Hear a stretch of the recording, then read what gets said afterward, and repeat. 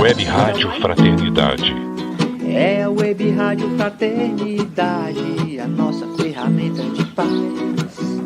Invadindo ruas, campos e cidades, com amizade, amor, muito mais. É a Web Rádio Fraternidade, a nossa ferramenta de paz. Invadindo ruas, campos e cidades, com amizade, amor, muito mais. Esteja sempre em contato com o bem.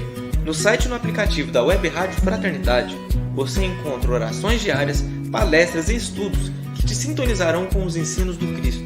Para acessá-los, basta entrar no site www.radiofraternidade.com.br ou baixar o aplicativo da Rádio Fraternidade. Neles, você pode ouvir a rádio em tempo real ou acessar o nosso acervo. Web Rádio Fraternidade, a emissora do bem na internet.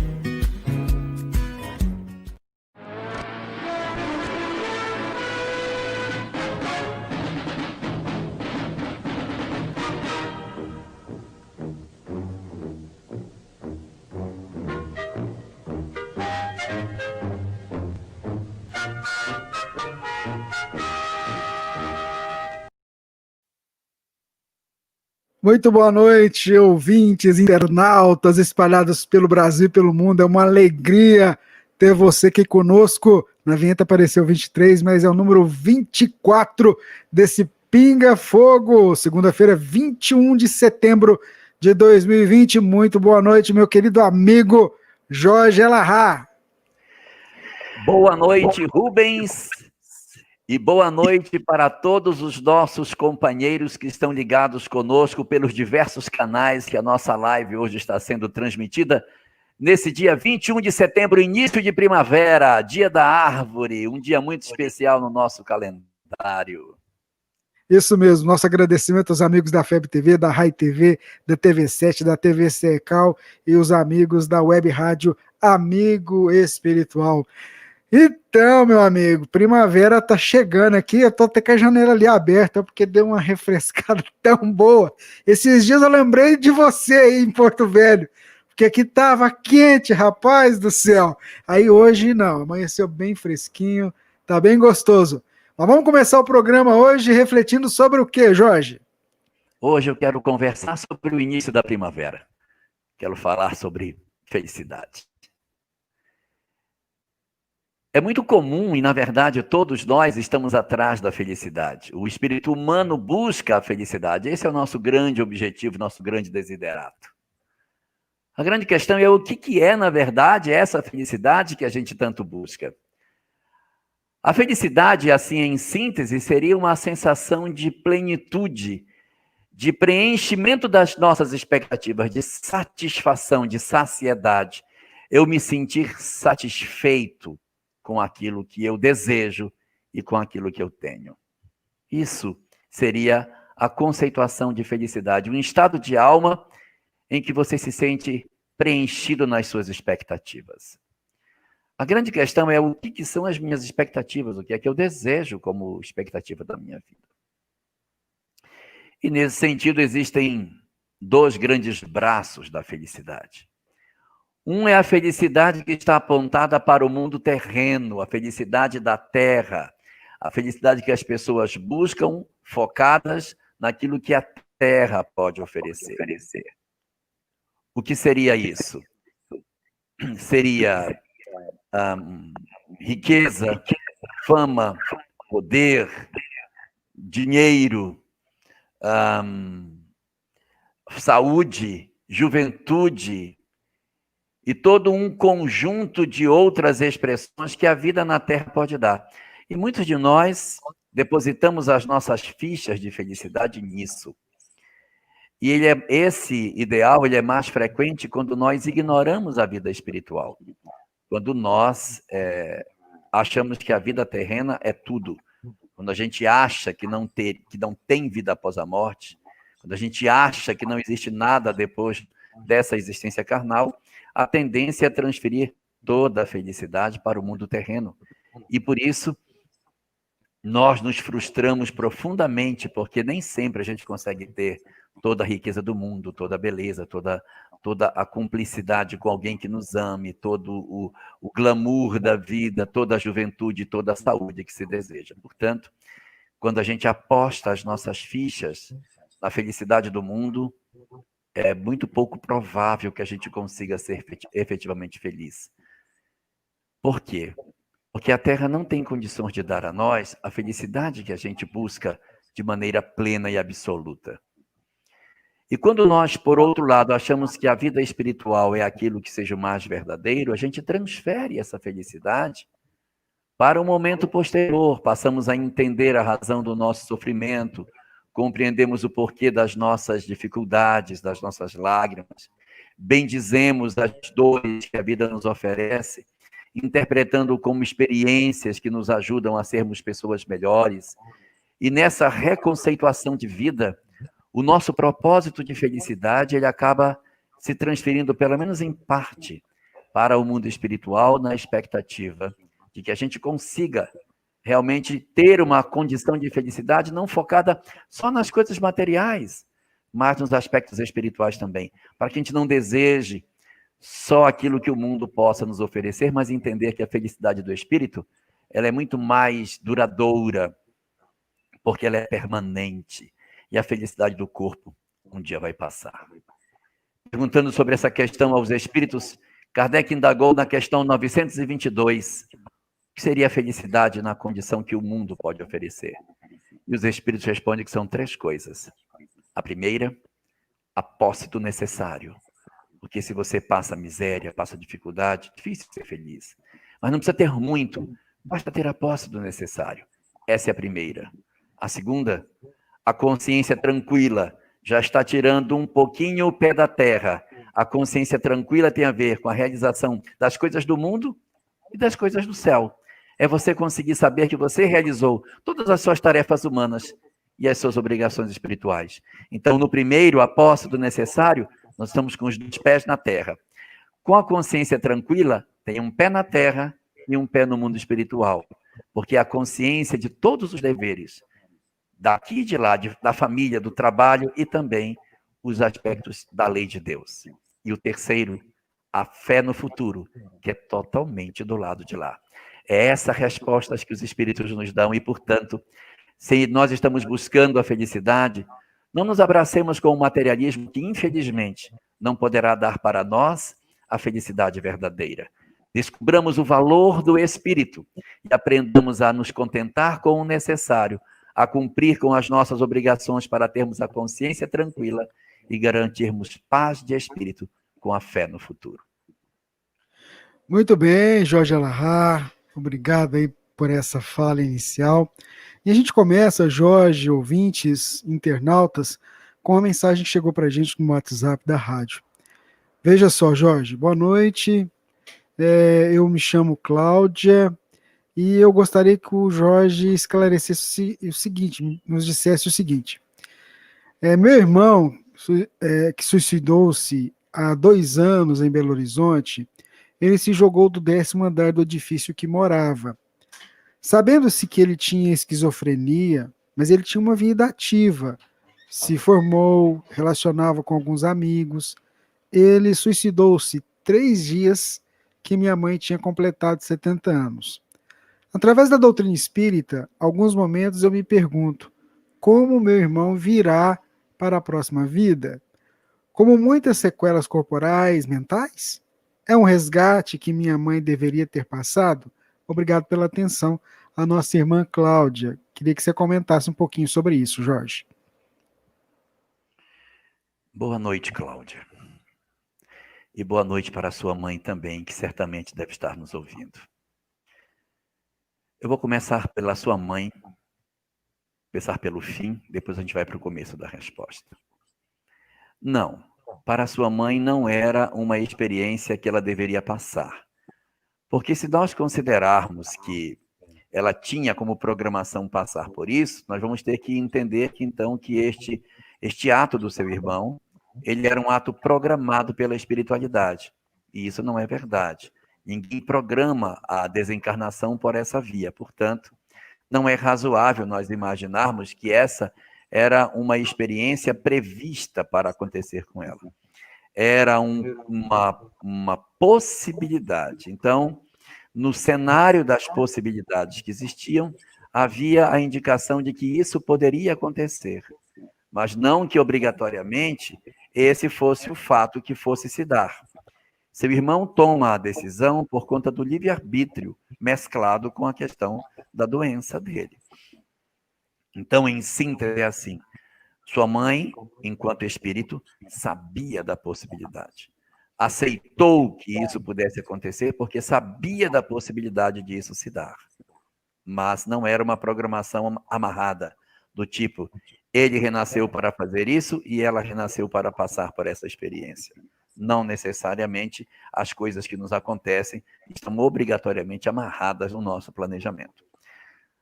Então, com relação à sua mãe, diga a ela que, na verdade, ela pode ter sido colocada nesse cenário para ser o elemento para reduzir a possibilidade que isso acontecesse. Ela ser o elemento que trabalhava para retardar isso e até impedir, mas ele não suportou as dificuldades. Então, a bem da verdade, nós não podemos considerar que era uma programação que ele fizesse isso, mas estava na programação que ela receberia alguém bastante difícil e que a sua responsabilidade era cuidar para que tentasse, de alguma forma, se assim fosse possível, evitar que isso ocorresse. Mas corre muito por conta da pessoa que realiza o ato e menos daquelas que estão em derredor dele. Sua mãe, portanto, é um espírito que recebe um apoio espiritual muito grande pela possibilidade de ser uma mãe que vem para a Terra para passar a provação amarga da perda dos filhos. Então, eu me solidarizo com ela, abraço sua mãe e digo a ela que seu irmão não está na situação que a gente poderia imaginar para os suicídios comuns. Por quê? Porque em função do processo de esquizofrenia que você citou, que ele passava, existem atenuantes da lei, porque a pessoa realiza o ato sem total lucidez das suas ações. Imagine uma pessoa que padecesse de uma doença mental permanente, um surto permanente, diferente da esquizofrenia. Então, uma pessoa que está 100% do tempo fora da razão, se ela comete um ato desse tipo, você evidentemente vai dizer, mas ele tinha um problema mental, e aí ele não tinha condições nem de entender o que ele estava fazendo. É fato, é verdade. Mas, ao mesmo tempo, no caso da esquizofrenia, você tem momentos de surto, em que quando o surto ocorre, é pouco previsível do que a pessoa pode fazer, quais são os atos até de violência que a pessoa pode cometer. E quando você tem uma experiência desse tipo, é um indicativo de que o processo obsessivo também está muito presente. E nessa hora, as responsabilidades do espírito, elas são atenuadas pelo fato de que ele é um indivíduo que ele decide não na plena posse das suas faculdades. E isso é considerado na lei porque o próprio espírito não se culpa tanto em função do bloqueio que ele passa no momento que ele decide por essa opção de desencarnação. E com relação às sequelas que você pergunta, as sequelas elas dependerão muito da condição espiritual dele. Ele poderá vir com sequelas físicas? É provável. Ele poderá vir com sequelas mentais? É possível. As duas condições são possíveis. As duas condições são possíveis. Agora, uma coisa é certa. Ele vai se levantar. Demora, mas se levanta. Um espírito que se suicida, ele passa um período longo no plano espiritual para que ele tome plena consciência de tudo que se deu durante a sua desencarnação. E esse período é um período que, segundo o livro Memórias de um Suicida, tipicamente corresponde, mais ou menos, com a queima do resto de fluido vital que a pessoa teria para viver durante a existência física. Os espíritos poderiam retirar essa substância dos suicidas? Poderiam, como retiram de outros desencarnados. Então, se eles podem tirar dos outros, por que não tira do suicida que já está sofrendo? Porque é terapêutico. Eles deixam, e se pudesse colocar mais, ainda colocava. Eles deixam, por quê? Porque o fluido vital, ele torna o indivíduo mais físico, ele torna as percepções do espírito mais nítidas. Então, ele está em processo terapêutico de quê? De sentir mais intensamente a experiência pela qual ele passou. E em função da culpa que os suicidas passam, eles revisam de maneira sistemática a cena do suicídio. E a permanência do fluido vital, ele ocorre exatamente para gravar no indivíduo a realidade dessa cena. Sabe por quê? Todos nós, não são só suicidas, todos nós temos a tendência de repetir as mesmas faltas, de cometer os mesmos delitos. Então, para que o suicida não volte para a mesma cena, para que ele não cometa a mesma situação, ele precisa ficar bem claro para ele que aquilo não foi bom. Então, eles deixam, isso é um processo assistido, não está abandonado, isso é o modelo terapêutico que é utilizado. Deixa com que o fluido vital permaneça por um tempo nos espíritos, para que eles revivam essas experiências com bastante intensidade. E quando encarnados, se a cena vier, não, Deus me livre, nossa, me dá até um negócio dentro. Por quê? Porque a imagem ficou bem gravada. Tem sonhos sistemáticos com a cena, exatamente para evitar a reincidência. Então, em resumo, em relação à sua pergunta, seu irmão tem atenuantes em função da doença e também do natural processo obsessivo que acontece nesses casos. Além disso, ele está em processo de recuperação no mundo espiritual, assistido pelos mentores, que usam como técnica de terapia a manutenção do fluido vital para fixar as experiências, para que ele, no futuro, se refaça com mais velocidade. Demora para se refazer, mas ele se refaz. Ele vai voltar, talvez com sequelas físicas, talvez com sequelas mentais, talvez, mas uma coisa é certa, o amor cobre a multidão dos pecados. O mundo espiritual se mobiliza sem trégua para socorrer os que mais padecem. Seu irmão nunca estará sozinho. E para você ter noção do que eu estou dizendo, quem cuida deles é Maria, a mãe de Jesus. Muito bem, Jorge. Tem uma perguntinha aqui. Essa aqui, vamos lá. Por favor, nos fale sobre a questão da absorção do nitrogênio pela humanidade terrestre citada por Aniceto no livro Os Mensageiros. É possível falar, Jorge? É o Paulo. Eu nem sei do que se trata. Muito não bem. Sei, vou procurar saber. Essa eu não sei. O nitrogênio... Eu sei que o nitrogênio é a parte maior do ar que a gente respira. Se eu não me engano, 74% é nitrogênio. Ou 78%, um negócio assim. É bem alto a quantidade de nitrogênio, mas eu não sei a relação que tem isso com a espiritualidade. Vou dar uma procurada, Rubens. E aí, quando for no 25, eu vou trazer a resposta, porque isso aí eu nunca ouvi falar. E eu já li Os Mensageiros, mas não lembro dessa parte.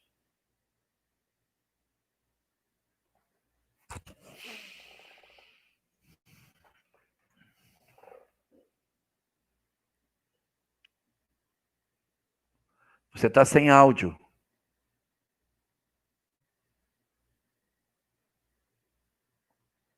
Continua sem áudio.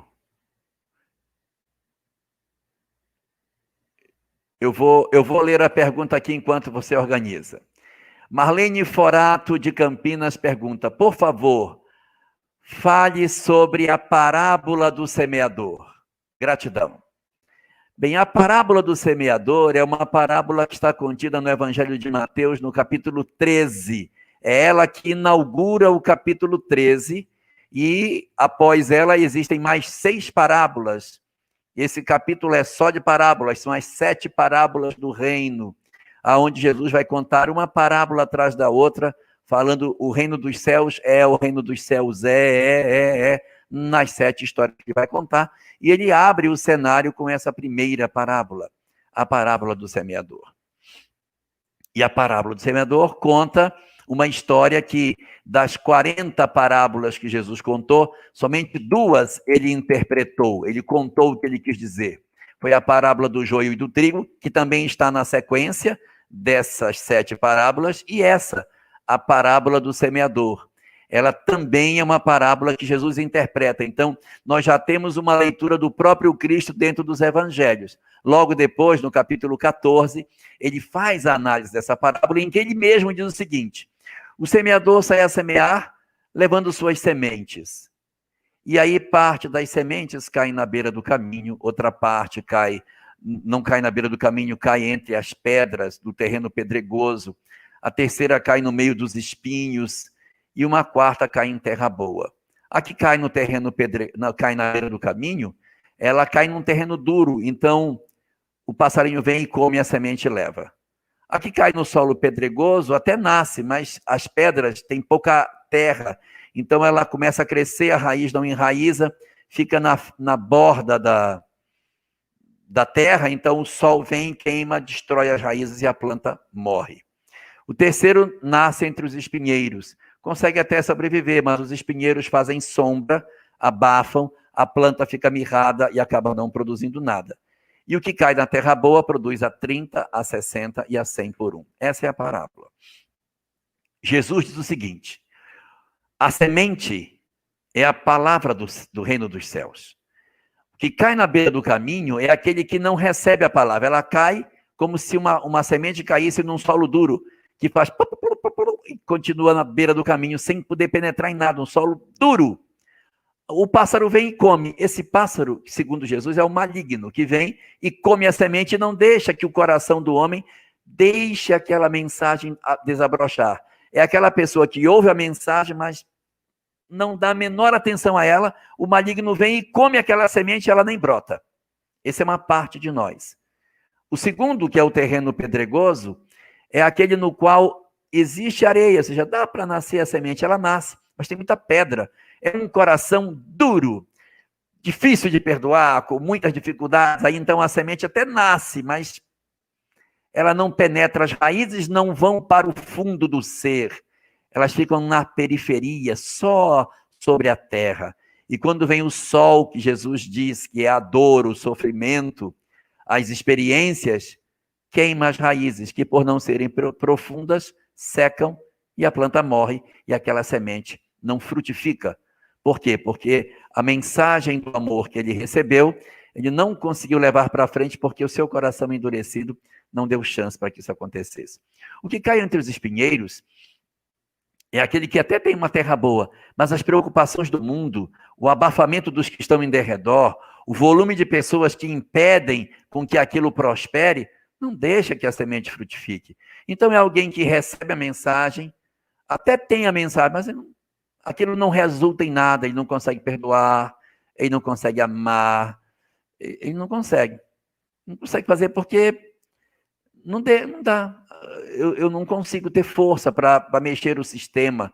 Então a pessoa, não, você é besta, deixa assim mesmo. É verdade, não vou incomodar ninguém. Eu até sei, mas não tenho coragem de afrontar o sistema. Não tenho coragem de afrontar aqueles que estão em meu derredor para dizer, não, eu vou perdoar sim. Não, eu vou fazer o bem sim. Não, eu vou ajudar sim. Não ajude. Tá certo, eu não vou ajudar. Então essa é a semente no meio dos espinheiros.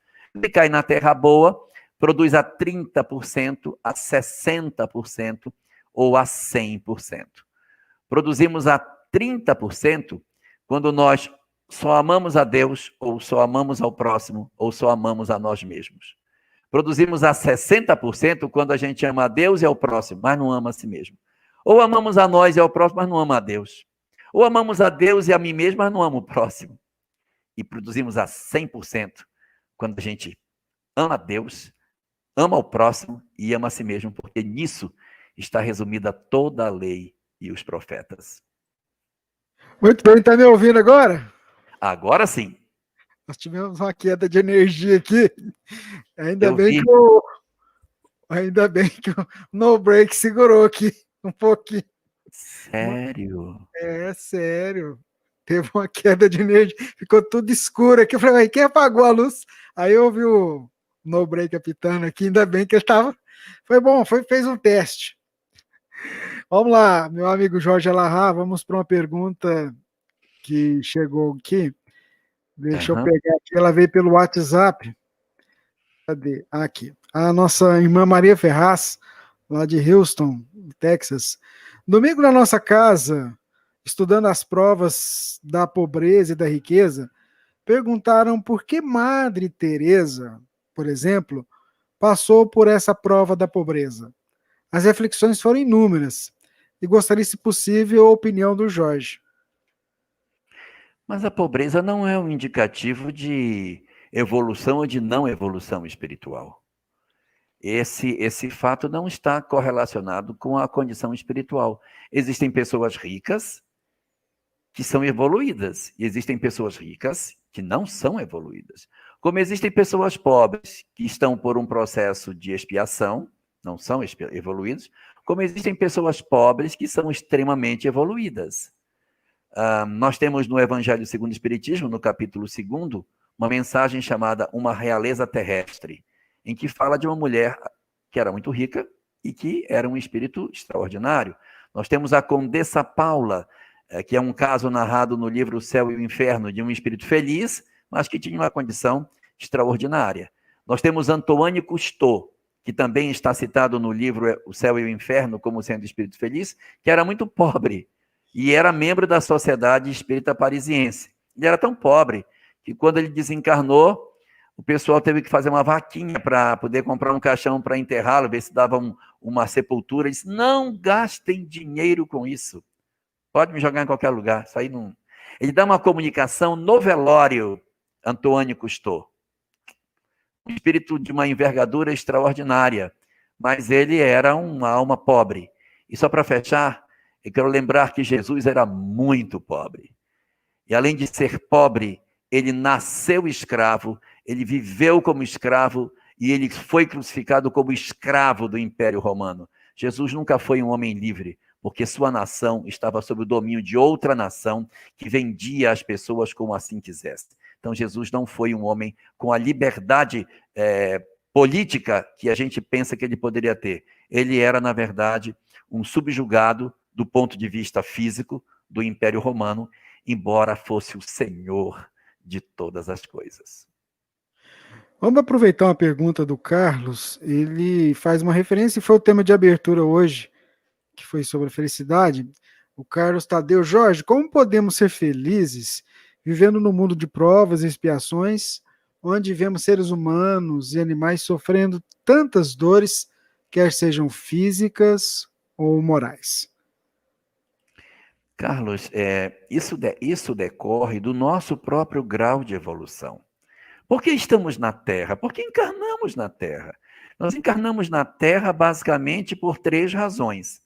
Ou porque predominantemente nós somos uma alma muito comprometida e precisamos dessa experiência aqui para resolver os nossos dramas, e aí somos os promovedores do sofrimento dos outros, nós somos o promotor da dor do semelhante e que gera dor em nós próprios.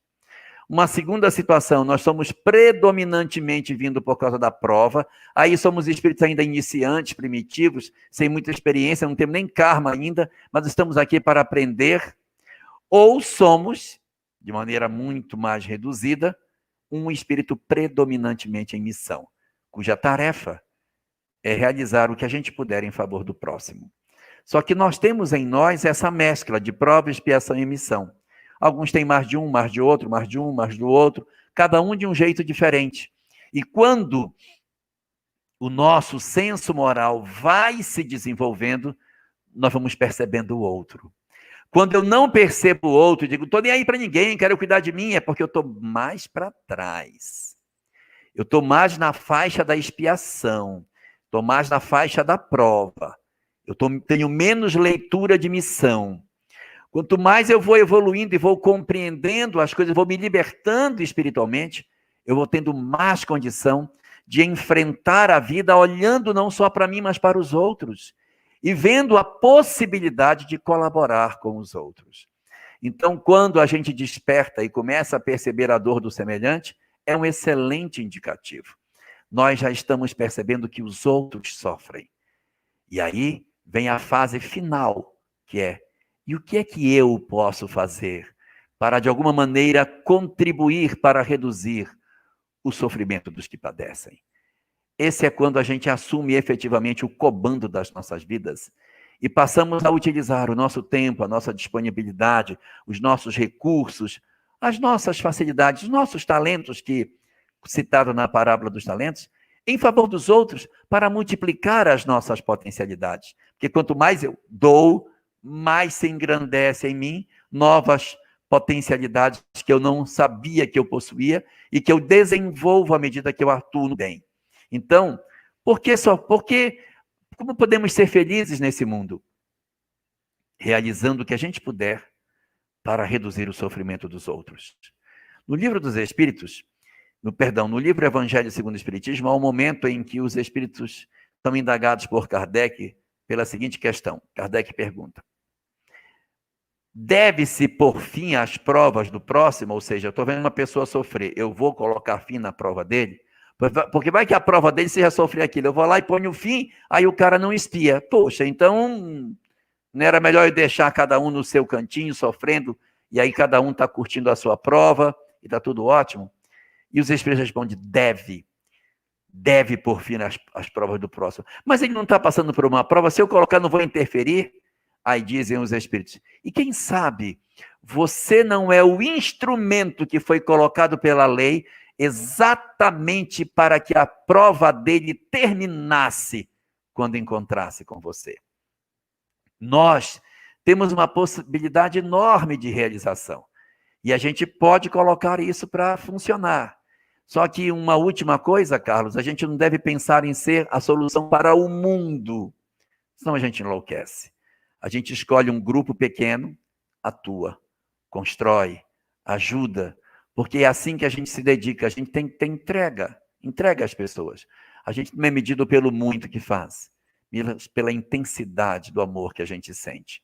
Então, se você está se sentindo incomodado, excelente.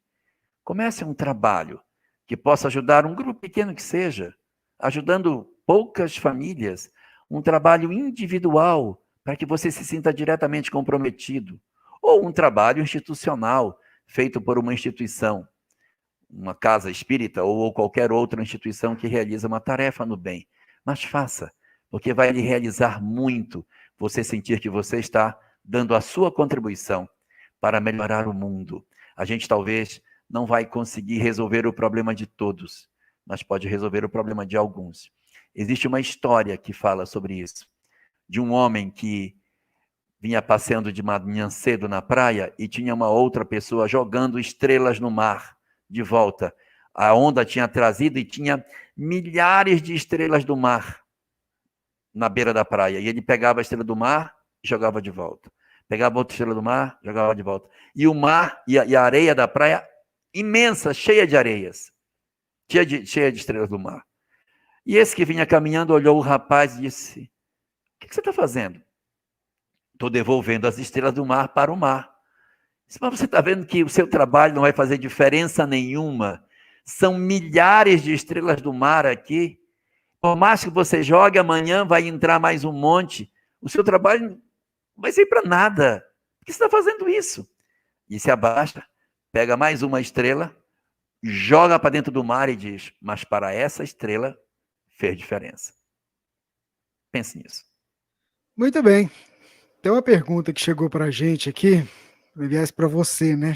A Lia Menezes, ela está lá em Porto Alegre, no Rio Grande do Sul, e ela pergunta o seguinte: a doação de órgãos, segundo Zalmiro Zimmermann, em seu livro Perispírito, pode, às vezes, afetar o perispírito tanto do doador como do receptor, se não está pela vontade sincera de ambos.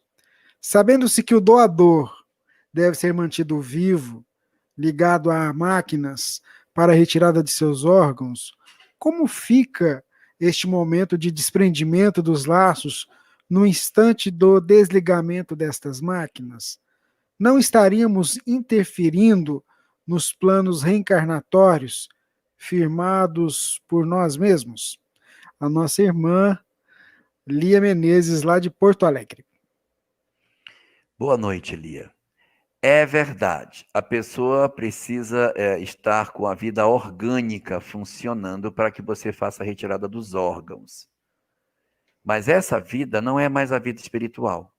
Isso vai acontecer após a morte cerebral. E como a morte cerebral já se deu, não há mais vinculação do espírito com o corpo. O espírito pode até estar, sei lá, ligado ao corpo porque ele não conseguiu desenlaçar. Mas desencarnado ele já está, porque a morte cerebral, ela indica que não há mais conexão do espírito com o corpo. Aí você vai me indagar, mas como é que o coração continua batendo? O coração bate, mas o cérebro já não funciona mais. Quem está mantendo é só a vida vegetativa, é só a vida puramente orgânica. Não há mais condição de raciocínio. O cérebro, se você fizer uma imagem cerebral do indivíduo, o cérebro está completamente preto. Ele não tem mais nenhuma energia cursando nele. Ele está apagado. Só o que ainda está aceso é o tronco cerebral, que ainda mantém as funções vegetativas por um tempo, que também vai apagar. Eu não sei se você já teve a oportunidade de ver uma tartaruga quando ela é morta. Eu espero que não. Mas a tartaruga é um animal muito... Não só a tartaruga, mas tem outros animais que também têm essa característica. Você mata a tartaruga, tira o coração dela, o coração fica pulsando em cima da mesa sozinho. O coração da tartaruga pulsa por umas 2 horas depois de já ter tirado de dentro dela. Então, existe um mecanismo que não tem mais espírito ligado, em que aquilo está funcionando, está mexendo as células, sem que haja um espírito obrigatoriamente vinculado a isso. É um mecanismo puramente material que está promovendo essa ação das células. Como, por exemplo, quando você compra uma maçã, uma banana no supermercado, as células daquela maçã, daquela banana, estão vivas. Você retirou a banana da árvore, a maçã da árvore, as células da maçã estão vivas. Ela está viva. Quando ela apodrecer, aí as células morreram. Então ela passa por um tempo vivo, mas ela não tem mais vinculação com o ser que lhe deu origem. Quando você fala do transplante, sim, as pessoas retiram as pupilas, os órgãos internos, no período em que a pessoa está em morte cerebral, para aproveitar, para que tenha maior chance possível dos órgãos funcionarem de maneira satisfatória no receptor. E isso é feito após a morte cerebral. Agora, essa vinculação entre os dois, que você estava comentando, dos possíveis impactos no receptor e no doador, decorre quando isso é feito contra a vontade dele. Porque aí já é um processo que já raia as questões da obsessão. Nós temos alguns casos, né, que são citados, de roubo de órgãos, de pessoas que fazem isso de maneira deliberada. Elas tomam pessoas, roubam órgãos, e às vezes as pessoas vão a óbito por conta do roubo que é feito. Retira contra a vontade. Às vezes são indigentes que dão entrada em hospitais e as pessoas de má fé capturam órgãos que essas pessoas têm, é indigente mesmo, e ele vai a óbito. Isso pode gerar um processo obsessivo, porque eu não dei ordem para que ninguém fizesse isso. Eu sou tomado de muita raiva, e isso pode realmente prejudicar a vinculação entre os espíritos. No caso de doação da família, sem autorização do paciente, que já desencarnou, a possibilidade de uma obsessão é bem menor. É possível? É, mas é muito pequena, em função do envolvimento espiritual e do propósito com que aquilo é feito, não é? Mas o roubo de órgãos, esse é bastante complicado. Eu sugiro a você procurar a obra Dias Gloriosos, de Joana de Ângeles, que tem um capítulo específico sobre transplante, em que vai trabalhar todas essas questões que eu estou dizendo. A doação do indivíduo, a doação pela família, o roubo de órgãos, o processo obsessivo e as vinculações que o espírito pode ter com o seu doador em função da forma como isso foi realizado. Muito bem, esse é o Pinga Fogo, edição número 24, e você acompanhando com a gente aqui pela Rede Mundial de Computadores. Vamos lá para mais uma pergunta, vamos colocar ela aqui na tela. A Gisele, Jorge, gostaria de entender por que os espíritos de Quinto Varro e seu filho Tassiano encarnaram com os mesmos nomes quando estavam no plano espiritual, no século III, livro Ave Cristo. Ela está lá em Rio Branco, no Acre. Está perto de você. Olá, Gisele. Olá, minha vizinha. Na verdade, nós não temos a garantia de que isso foi exatamente assim. Porque às vezes você, para produzir um romance e não confundir a cabeça das pessoas, você usa o nome do personagem lá e cá para facilitar com que ninguém se perca. Experimente ler o livro Entre a Terra e o Céu sem fazer anotação do nome dos personagens. Você fica louco. Porque A encarna como C, C é H, H é irmão de X, X é irmão de B, B. Chega uma hora que você diz, não, para, eu já me perdi completamente. Então, no meu livro, Entre a Terra e o Céu, tem um mapinha com o nome das pessoas, com as encarnações e quem era quem, como reencarnou com que nome, porque você se perde. Tem um Júlio lá, e depois, o engraçado é que quando eu fiz essas anotações, eu fui depois reler o livro e vi, tem as pessoas aqui atrás, aí eu fui olhar, e Júlio, aí tinha do lado assim, cometeu duplo suicídio. Duplo suicídio? Como é que o cara comete duplo suicídio? Fiquei pensando. É porque Júlio primeiro toma veneno, aí é internado, fica muito mal, mas eles conseguem fazê-lo retornar. Quando ele melhora, ele foge do hospital e se joga nas águas de um rio que passava próximo ali do hospital onde ele estava internado. Então ele comete duplo suicídio. Eu anotei duplo suicídio, depois até eu me confundi. Mas você pegar fulano, Mário, Angelina, Júlio, esse aqui. Nossa, é uma confusão danada. Então, para facilitar, Emmanuel usa uma estratégia diferente de André Luiz, que André Luiz coloca o nome dos personagens e vai bagunçando a gente. O que faz Emmanuel? Didaticamente, mesmo nome lá, mesmo nome cá, para que você não se perca na história. Fica mais fácil para você saber quem era Tassiano na história e quem era Quinto Varro. Muito bem, um abraço para os nossos amigos que estão acompanhando a gente aí de várias formas, estão na rádio, estão aí sentadinho no sofá, assistindo na televisão. Pode tomar água se você quiser, viu? E o nosso amigo Ibaraki lá no Japão, que bacana, hein? Que legal. Eu também tenho uma aqui, viu? Vou mostrar, vamos fazer propaganda aqui, ó. Ó, tá vendo? Ó. Você ganhou uma também, viu? É verdade. Mas vamos lá para uma pergunta. Ela chegou pelo WhatsApp, inclusive foi feita semana passada, mas a gente estava no finalzinho do programa, né? E não acabou não conseguindo fazer. A Silvia Fernanda pergunta: sei que está no final, mas queria uma resposta, se possível. Como perdoar um abusador? Como me livrar do pensamento que esse espírito está pagando no plano espiritual? A Silvia Fernanda, Jorge. Como me livrar do pensamento que ele está pagando? Então ele já desencarnou. Bom, ela não disse aqui, né? Mas se ele está pagando no mundo... Uhum. Bom, na verdade, Silvia, né? Isso. Na verdade, Silvia, o perdão, ele é a benefício de nós próprios, não é a benefício do outro. A gente deve perdoar não é porque a gente quer amenizar o que o outro fez.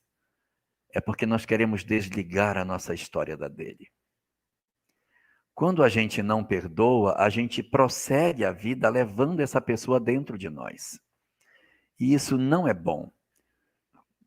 Quando a gente vive experiências ruins, quando a vida nos oferece experiências amargas, se você fica relembrando essas experiências, você fica trazendo o seu passado para o seu presente. Você fica vivendo mais tempo no ontem do que no hoje. E isso produz em nós uma vinculação psicológica, mental, espiritual com a história que está lá atrás. E a gente chama para nós os companheiros espirituais que, de certa maneira, participaram da trama no ontem. Então, a perturbação que estava lá atrás, ela nos acompanha no hoje. Perdoar não significa desculpar a pessoa dizendo que o que ela fez não tem razão nenhuma. Perdoar significa: eu quero seguir. Eu quero seguir. Eu quero ter uma história nova. O que você fez vai ficar lá atrás. Você vai se justificar com aquilo que você... Mas eu não quero mais caminhar com você comigo. Eu não quero mais carregar esse peso dentro de mim. Então você tem que fazer, para perdoar, fazer um processo como se você fosse duas pessoas. Uma pessoa lá atrás, que viveu uma experiência, e uma outra que é a de hoje.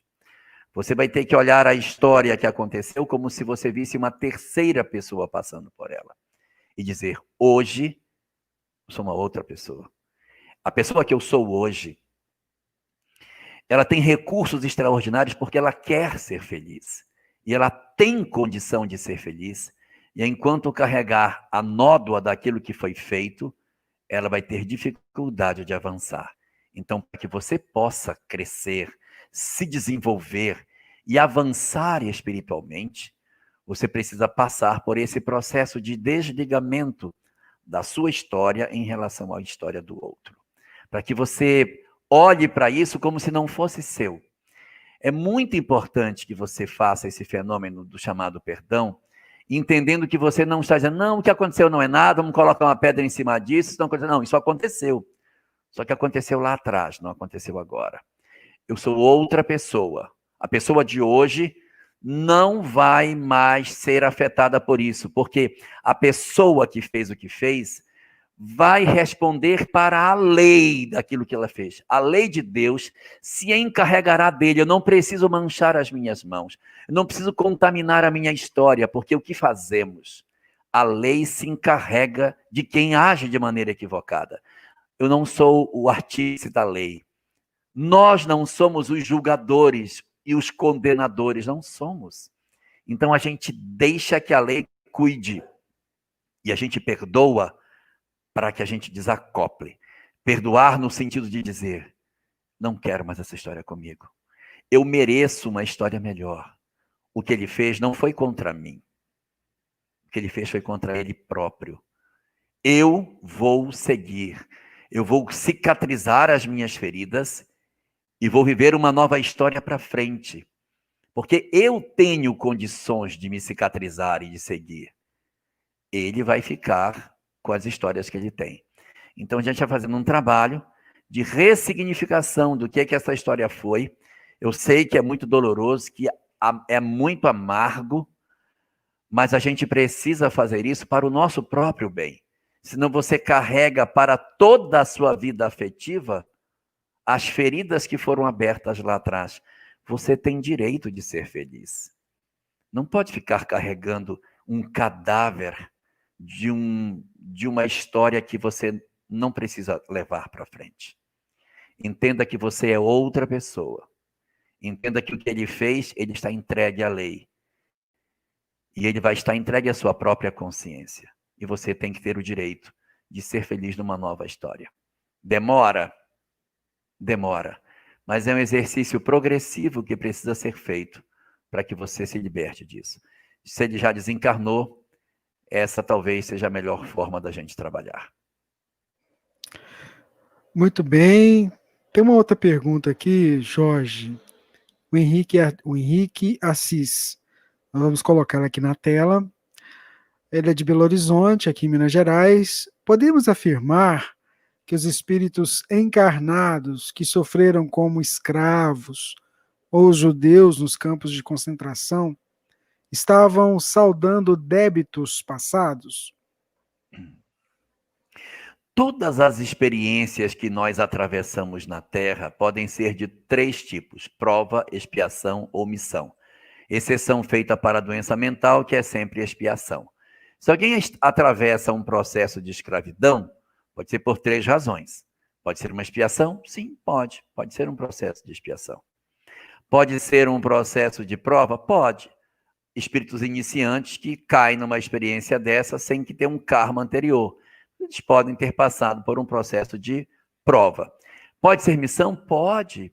A pessoa atravessa uma experiência dessa de escravidão para a missão. Não, como missão não dá. Dá para ser o elemento que vai aglutinar os outros, que vai ajudar os outros a poderem suportar suas provas, a não odiarem, a não criarem vínculos. E aí você pergunta para mim, como que isso é possível? Durante o período de escravidão no Brasil, houve muitas almas extremamente iluminadas que vieram na condição de escravos. E vieram para cá para garantir que o povo não odiasse seus senhores, para não permitir com que se criasse uma história muito mais agressiva no processo de escravidão. E essas entidades que encarnaram na Terra e que eram espíritos extremamente elevados e que ajudaram os seus conterrâneos a conseguirem não desenvolver um ódio que gerou a sociedade que a gente tem hoje, com essa miscigenação racial resultante desse mecanismo de uma escravidão que acabou há 100 e poucos anos, mas que você percebe na sociedade brasileira toda a mescla que se deu ao longo não só dos 100 anos agora, como dos outros anos para trás, desde a chegada do povo africano no Brasil, a miscigenação que foi se dando. Então, essas entidades hoje, elas estão em muitas doutrinas, na Umbanda, orientando, ensinando, e os que eram os escravocratas não têm a grandeza que elas têm. Então, eram espíritos que encarnavam exatamente para serem os apaziguadores, os harmonizadores. Ah, mas então eles ficavam a favor dos senhores? Não. Eles ficavam a favor não dos senhores, mas do Senhor, com letra maiúscula, para que aqueles que eram vítimas não se tornassem algozes, promovendo um processo de lei de causa e efeito desnecessário. Eu não preciso me vingar de ninguém que me agride. A lei se encarrega de cada um. Os escravos que não se vingaram dos seus senhores cresceram, se desenvolveram, avançaram, evoluíram. Mas aqueles que se perderam no processo da vingança estão presos hoje num processo de dor, de ódio, de desamor e atrasaram a sua própria evolução. Os que conseguiram vencer tudo isso, superar essas dificuldades que são até compreensíveis, hoje estão numa condição espiritual muito melhor e muitos deles hoje são entidades que orientam outras entidades dentro de alguns cenários mediúnicos que não o espiritismo. Então, veja que nós podemos ter indivíduos que atravessam o processo de escravização sem serem necessariamente expiatórios. O maior exemplo de um escravo que estava em missão é Jesus. Jesus é escravo do Império Romano. E quando perguntaram a ele, a quem é justo dar a moeda a César? O que fez ele? Dai a César o que é de César e a Deus o que é de Deus. Não mistura as coisas. Não devolve com ódio. Segue para que você não gere karma. Os romanos se acabaram. A doutrina romana se acabou. O paganismo praticamente não existe. E o cristianismo? Nascido num local pobre, surgido na província mais pobre do Império Romano, tornou-se a religião dominante do Ocidente, sem agredir os seus conquistadores. Muito bem, Jorge. Vamos para uma pergunta que chegou pelo WhatsApp. Deixa eu ver aqui.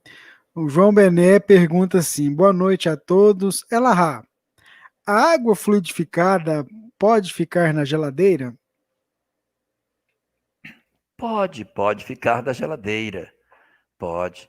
Os espíritos dizem que a questão da conexão dos fluidos se dá em função da forma como a molécula da água ela é composta, né? Ela tem um oxigênio no meio, tem duas pontes de hidrogênio aqui, acho que são 114 graus que as duas pontes fazem. Ela é uma molécula polar, então ela tem facilidade de agregar energia. E essa condição de polaridade, ela é uma condição que tanto faz estar na geladeira ou não. E aí você está falando de geladeira, aí eu remeteria a outra situação. O Brasil tem muitos climas diferentes. E tem lugares onde fora da geladeira fica até mais frio do que dentro. Então, se você for pensar assim, você vai ter que estar esquentando a água fluidificada lá de Curitiba, lá daquela Serra Gaúcha, lá do pessoal de Santa Catarina, porque ela vai esfriar sozinha. Então, essa condição ela é inerente à própria condição da molécula polar da água. Agora, a gente tem algumas crenças que as pessoas acabam desenvolvendo que vai fluidificar, aí destampa para poder o fluido entrar.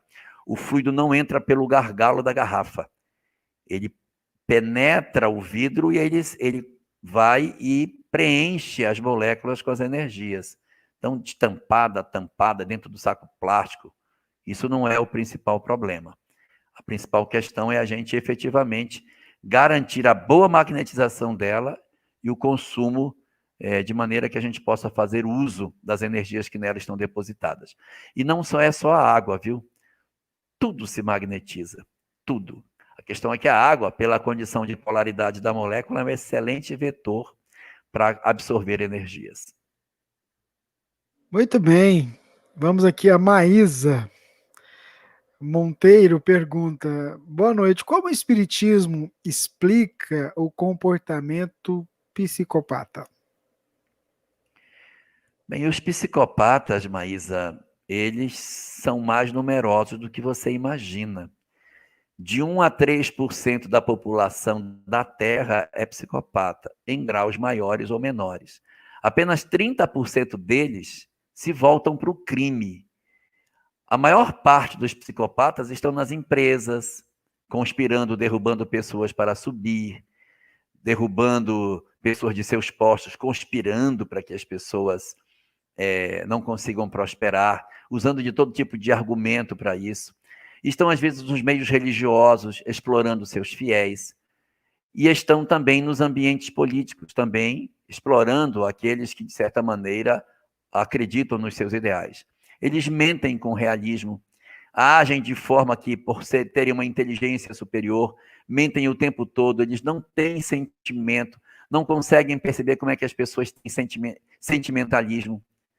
Eles trabalham exatamente em cima do racional e usar as pessoas, tirar dinheiro de um ou de outro, dar um golpe aqui, passar um cheque sem fundo, nem tem mais cheque, né?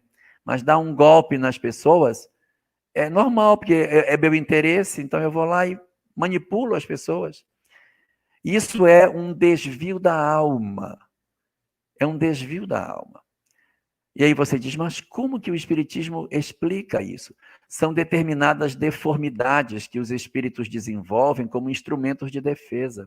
São almas profundamente feridas e que se encastelaram dentro do próprio ego e que estão como se estivessem dentro de uma trincheira, sem dar vazão ou sem querer perceber a realidade objetiva que está lá fora. Eles se acham, na verdade, os donos de todas as coisas, e todas as pessoas têm que servir aos seus interesses. Então, eles jogam com as pessoas. Por que motivo isso acontece? Porque são espíritos que possuem essa deformidade. E por que deixa Deus que eles reencarnem? Porque eles precisam experimentar. Essas entidades precisam, porque não tem como. O que você vai fazer com um espírito que é violento? Vai curar como ele? Ele tem que encarnar. Mas ele é violento, mas é encarnando que ele vai aprender a não ser violento. Aí você, não, aí, e o outro? Ah, o outro é adúltero. Deixa ele encarnar, porque ele vai aprender. O outro é déspota, deixa ele encarnar. Todas as imperfeições têm espaço no mundo de provas e expiações. É isso que a gente tem no nosso mundo. O nosso mundo é o espaço para as imperfeições morais da alma. Então, esse companheiro, ele encarna na Terra porque o padrão que a Terra tem comporta esse tipo de espírito. Ele não vai encarnar no mundo de regeneração. Lá não vai ter vez para ele. Porque lá... Não pode completar. Porque lá os espíritos precisam de uma condição diferente para terem a concessão de encarnação. Aqui não. Aqui é o lugar onde a raladura de um corrige o outro. Está no campo de possibilidades da nossa encarnação conviver com assassinos, ladrões, criminosos, violentos, agressivos, déspotas, tiranos e todo tipo de coisa. Por quê? Porque somos almas ainda precisando de um grande processo de lapidação. E essas entidades bastante difíceis precisam de um campo onde elas possam exercitar o seu crescimento. Que campo é esse? Mundos de provas e expiações. Nós estamos encarnados no mundo de provas e expiações, então nós vamos rentear com essa realidade em torno de nós, até que a gente mereça a concessão da encarnação num outro patamar espiritual, em que já não faça sentido merecermos a convivência em ambientes tão cruéis como a gente vive hoje. A gente precisa melhorar para ganhar essa concessão, continuar lutando pela melhoria do planeta, que a gente vai permanecer na Terra. Essas entidades, portanto, vêm de um longo processo de perturbação e estão a caminho da sua recuperação, porque, como disse Jesus, nenhuma das minhas ovelhas se perderá. Esses também serão espíritos de luz um dia. Até porque eu ia colocar aqui, nada foge do controle universal de Deus, né, Jorge? Por maior que seja o caos, a situação que a gente não compreenda, não está fora do controle universal de Deus, né? Sim. E os mundos de provas e expiações são o excelente ambiente para que essas coisas aconteçam. Você não vai poder colocar um espírito desse teor no mundo mais avançado, não cabe. Colocar onde? No mundo primitivo, ele não vai nem aproveitar, que lá não tem nada para ele poder aproveitar e crescer. Tem que ser aqui mesmo. Está no mundo de provas e expiações, junto com a gente, que essas entidades vão reencarnar. Então vamos lá, vamos para mais uma pergunta. Ela veio pelo WhatsApp. A dona Isabel Cristina, lá de Itabuna, na Bahia. Meu Deus, dona Isabel Cristina, boa noite, dona Isabel. Que surpresa a sua presença, muito nos honra, meu Deus do céu. E ela faz uma pergunta. Vamos lá. Jorge, dá para você explicar como a espiritualidade explica como se dá o encontro dos divorciados no plano espiritual, se cada um já estiver com outros ou com outras companheiros e companheiras? Depende muito do grau de evolução das pessoas, dona Isabel. Existem pessoas que são muito ciumentas. No livro Entre a Terra e o Céu, o caso é exatamente esse. A mulher desencarna e o marido casa com outra, e a mulher que desencarnou passa a ser obsessora da casa, porque ela não aceita a nova esposa que está ali dentro. E aí vira uma confusão. A obra corre nos primeiros capítulos por conta do processo obsessivo da ex-esposa sobre a nova esposa que o marido resolveu casar. No meio da obra, ela muda de pensamento e entende que ela está equivocada e vê o mal que ela está fazendo e inicia um processo de melhoria, no qual ela passa progressivamente a tentar ajudar a família. Então, depende muito do grau de evolução. Existem outras condições narradas no livro Nosso Lar, em que você tem o personagem Tobias, que ele tem duas esposas. Ele casou a primeira vez, aí depois que ele casou, ele ficou viúvo e ele casou com a segunda. No mundo espiritual, os três moram na mesma casa. Mas como? É porque a relação de amor que ele tem é com a primeira esposa. A segunda, ele tem uma relação de amizade. Ele não tem pela segunda o mesmo ardor de sentimento que ele tem pela primeira. Então, acabam convivendo no mundo espiritual sem que necessariamente exista conflitos desse sentido. Mas a sua pergunta é um pouquinho diferente. Você fala dos desquitados, as pessoas que tinham um casamento, separaram e depois se juntaram a outras pessoas. Como que esses indivíduos se encontram no mundo espiritual? Resposta: vai depender do grau de evolução. Pode ser que dê errado, pode ser que eles briguem, pode ser que eles se odeiem, pode ser um monte de coisa. E pode ser que, em função da compreensão que eles já tenham da vida, eles se encontrem e digam: minha verdadeira companheira é essa segunda que eu tenho. E ela diz: e o meu verdadeiro companheiro é esse. Nosso casamento não era o que eu que mais amava, era essa e era esse os meus verdadeiros companheiros. E eles continuam amigos do lado de lá. E pode acontecer o contrário. Eles dizerem: olha, o meu verdadeiro companheiro e a minha verdadeira companheira foi a minha primeira esposa, meu primeiro esposo. Ele é meu companheiro. E eles voltam a se encontrar, e esses que estavam na condição de companheiros reencontram seus parceiros que estão no mundo espiritual, ou não estão encarnados. Eles vão procurar as pessoas que lhes afinizam, porque certamente já tiveram várias existências, eles têm alguém a quem eles amam profundamente e que vão procurar a se conectar com eles. Então, vai depender profundamente do grau de evolução. Podem brigar, podem se juntar os primeiros, mas podem ficar juntos os segundos casais. Vai depender de cada caso. É bom que você vai respondendo, o povo vai apresentando dúvidas, né? Por exemplo, quando você falou da questão do psicopata, aí a nossa ouvinte aqui escreveu o seguinte, olha. A mãe da mãe de um psicopata e todos os irmãos afastaram dele. Isso é aceitável no espiritismo?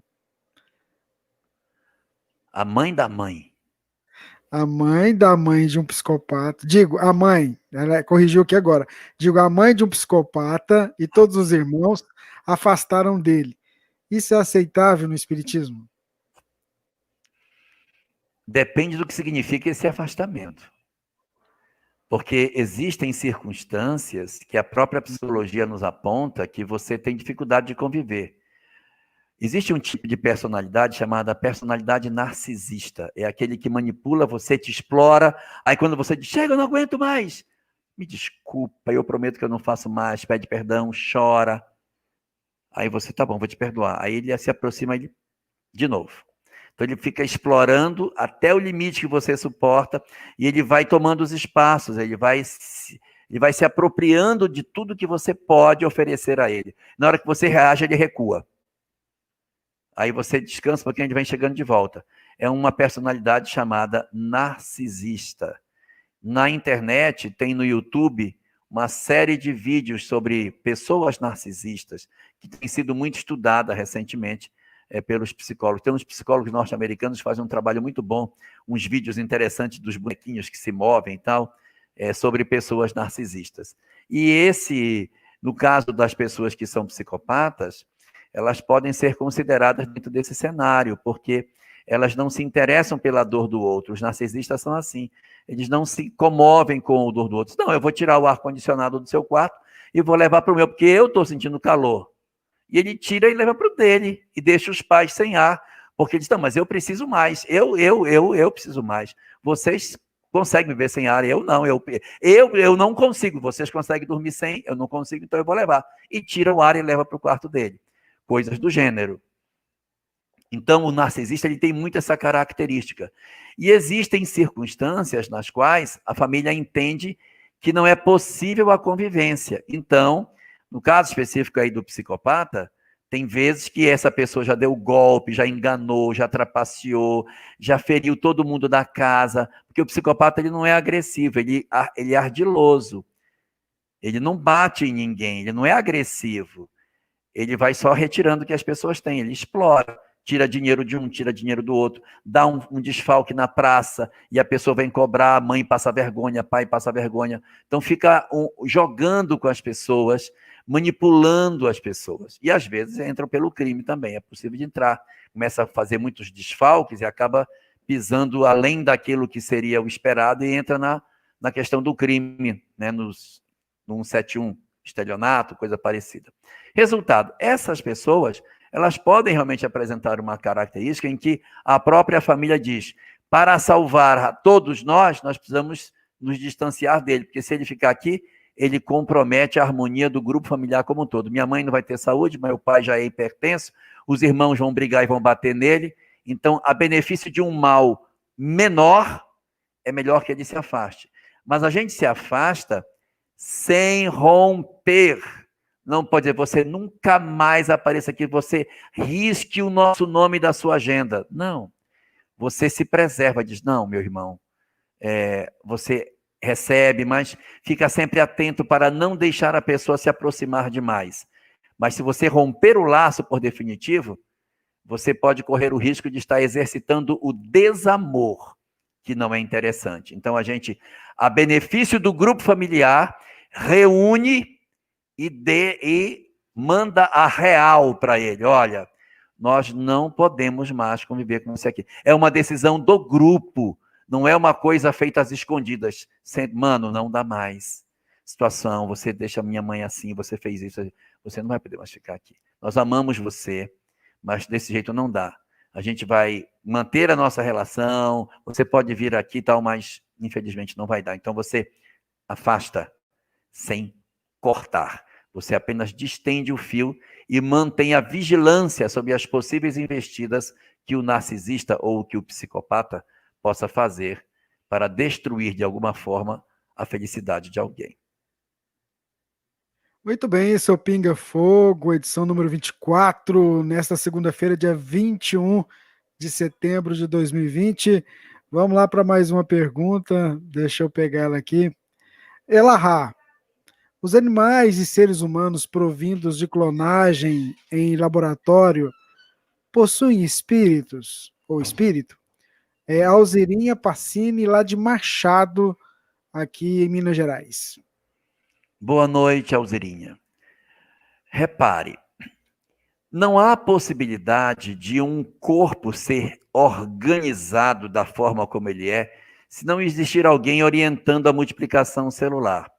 Observe que a nossa vida orgânica, ela começou de uma única célula. Todos nós começamos a vida orgânica de uma única célula, um ovo. E esse ovo foi se dividindo e foi separando e foi gerando os órgãos internos, a pele, e nós ficamos nisso que nós somos. Como que aquela célula conseguiu ir se especializando a ponto de fazer essa estrutura complexa se ela só tinha uma célula inicial? É muito louco isso, a gente só acredita porque é verdade. Mas não dá para você... Se a gente não visse, não acreditava. Que uma célula vai se multiplicando e vai gerar essa complexidade que é um corpo humano. Então, é preciso que haja um organizador. O organizador dessa multiplicação celular é o espírito. Quando o espírito não está presente, as células se multiplicam e não se organizam. Elas geram um fenômeno chamado mola hidatiforme, que é uma massa de carne sem forma alguma, às vezes nasce um pelo aqui ou ali, mas é uma estrutura bastante feia. Na internet tem muitas fotos de mola hidatiforme, começa com H, hidatiforme. Então, você pergunta sobre a clonagem. A clonagem, ela é um fenômeno que aqueles que provêm de clonagem têm espírito normal, como qualquer outro ser vivo. Então, se tiver uma clonagem humana, vai ter outro espírito. Se tiver uma clonagem animal, é outro princípio espiritual que está vinculado ali. E a gente vai perceber que isso é verdade, por quê? Porque existe um fenômeno na natureza que é o processo de clonagem natural, que são os gêmeos univitelinos. O que é um gêmeo univitelino? É o mesmo DNA que se divide e gera dois seres independentes. E esses dois seres, que se geram de uma única célula, são dois espíritos distintos. Portanto, dois elementos completamente separados um do outro. Então, apesar de terem o mesmo DNA, de se originarem da mesma forma, são em tudo semelhante a um organismo que tivesse sido feito sem clonagem, tal como acontece com os gêmeos univitelinos.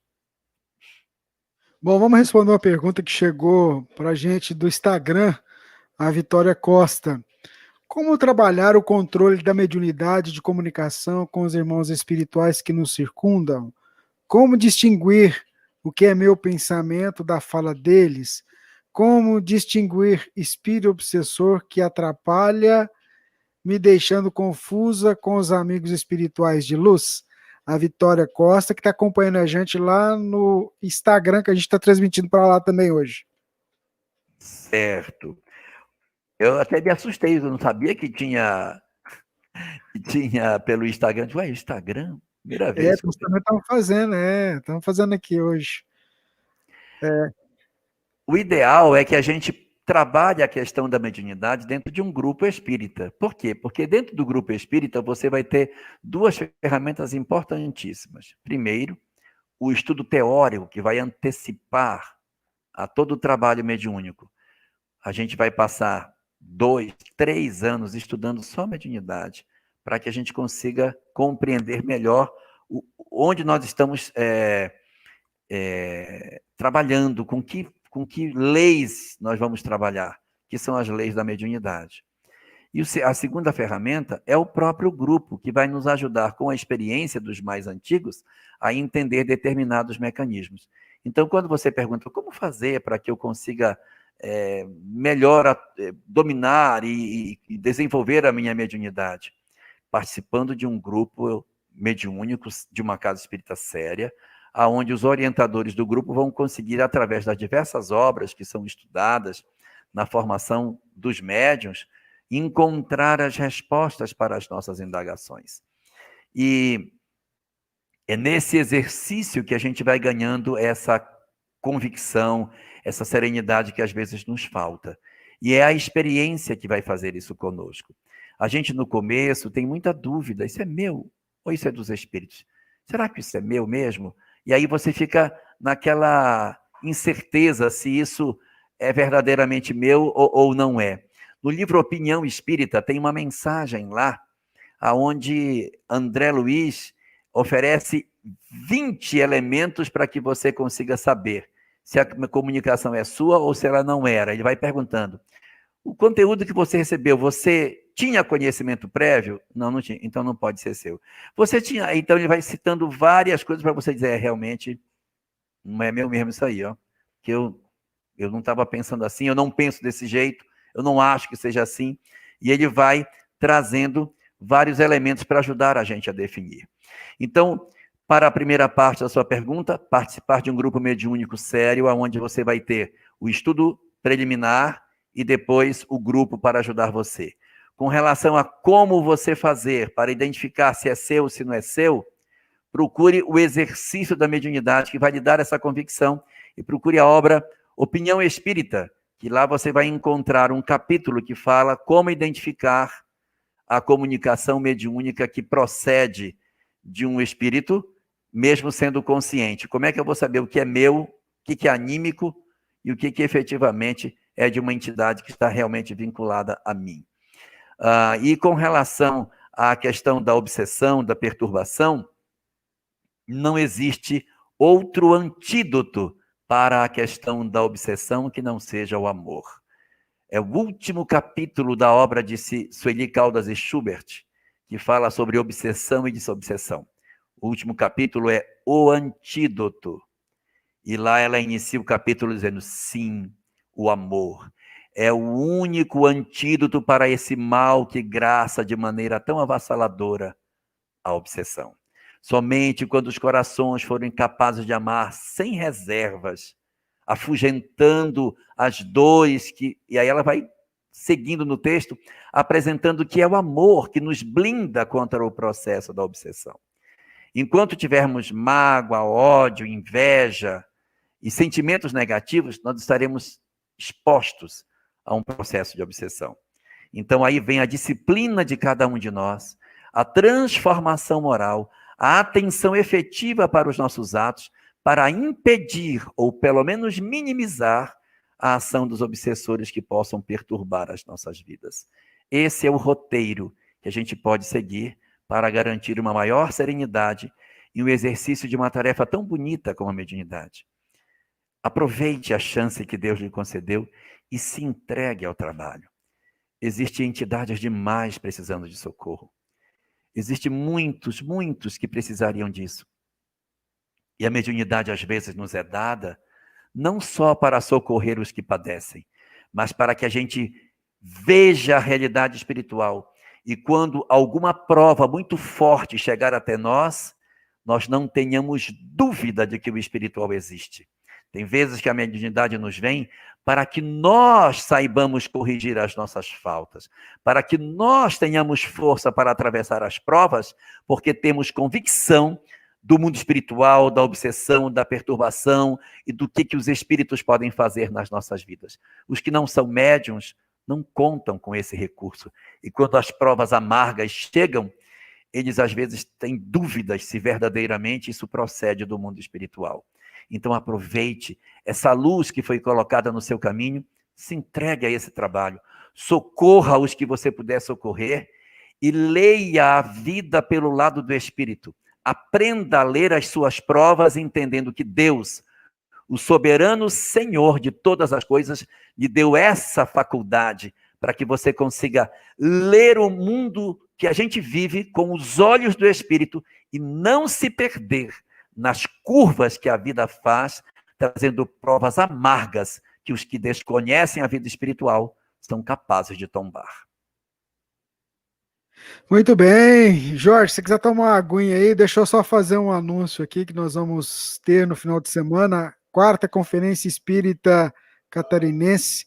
Ela vai ser online e você é convidado para acompanhar com a gente. Os amigos lá da TV Secal vão estar gerando o sinal. Tem o Alexandre Caldini, a Ana Guimarães, Geraldo Campetti, o José Carlos De Luca, o Marcel Mariano, a Maíse Braga e o Paulo Frutuoso. 4ª Conferência Espírita Catarinense, 25 a 27. E a gente vai transmitir também, viu? Bom, vamos lá. Você está vendo como a pandemia gerou tantos eventos, como multiplicou e o conteúdo que está sendo oferecido? É uma coisa fantástica. A gente está trabalhando 5, 6 vezes mais, mas tá bom. Tá, não tá? Porque todo dia, né? Todo dia. Ai, ai. Mas é bom que aí a pessoa escolhe o que quer acompanhar, né? Ou assiste um agora, depois assiste o outro, né? Então é assim. Ô Jorge, tem uma pergunta que chegou pra gente aqui. Uma ouvinte nossa. Boa noite. Aqui é Silvia. Eu queria agradecer. E, se possível, me diz sobre a visão espírita do estado de coma.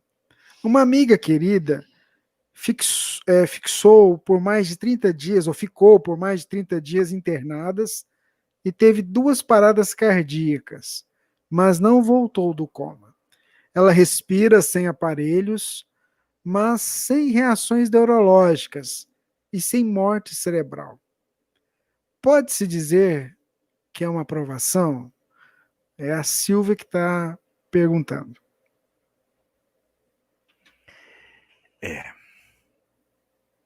É uma aprovação. No livro Céu e Inferno, na segunda parte, Kardec relaciona 68 casos de espíritos do lado de lá. E ele classifica os espíritos em pacotes. Espíritos felizes, condição mediana, sofredor, suicida, endurecidos, criminosos, arrependidos, expiação terrestre. Segundo capítulo, que é o dos espíritos em condições medianas, ele apresenta 5 casos de espíritos em condições medianas. O primeiro deles é de um personagem, uma pessoa chamada Joseph Bré. Ele diz que foi um indivíduo que viveu a vida de maneira correta, nunca cometeu nenhum crime, nunca fez nada errado, foi um cumpridor das suas obrigações, e essa é uma característica que atravessa todos os 5 casos. Quem é que fica em condição mediana? Os cumpridores de suas obrigações. Não fica mal, também não fica feliz. Então, os espíritos em condição mediana têm essa característica. E esse Joseph Bré é um caso bastante curioso. De uma pessoa correta, fazia as coisas de maneira justa, e ele passa mal e morre. A família, então, se reúne, os filhos chorando por conta do que havia acontecido, e ele está ali, entre aspas, morto. E, de repente, ele volta. Ele volta dessa experiência. Eu não posso dizer que é um coma, mas é um passamento que ele tem. Ele volta dizendo para os filhos o que ele viu. Só que não dá mais para que ele refaça o caminho dele. Então ele diz o seguinte: meus filhos, façam o bem, se entreguem ao bem, não permitam que vocês deixem de aproveitar as oportunidades. E ele vem trazer o que ele tinha visto no mundo espiritual e que ele não podia mais refazer o caminho dele, porque ele já tinha passado do tempo de fazer isso. E ele deixa uma mensagem para os filhos, para que os filhos se comprometam com o bem, para que os filhos façam tudo o que puderem para que as suas vidas sejam plenas. E isso acontece no leito do pai, e ele, depois que fala essas palavras, ele desencarna de vez. Muitos espíritos experimentam coma ou situações de doenças graves como uma ferramenta de educação. Há muitas pessoas que, quando fazem o experimento de quase morte, que retornam, voltam completamente diferentes, voltam modificados, porque tiveram uma nova chance de viver e mudam completamente. Eu tive a oportunidade de conhecer um companheiro que passou por essa experiência, de ter ido assim, bem pertinho, espírita, bem pertinho, abriu a porta, colocou um pezinho do lado de lá e voltou. E quando ele voltou, disse, cara, espírita, trabalhador espírita, dedicado à casa espírita. Voltou e disse, eu não fiz nada, você tem noção do que eu vi, você não tem noção do que eu experimentei. Você não sabe o que é o lado de lá. Cara, é uma loucura, nós temos que fazer muito mais coisa. Meu Deus, eu fiz tanta coisa errada, eu preciso resolver.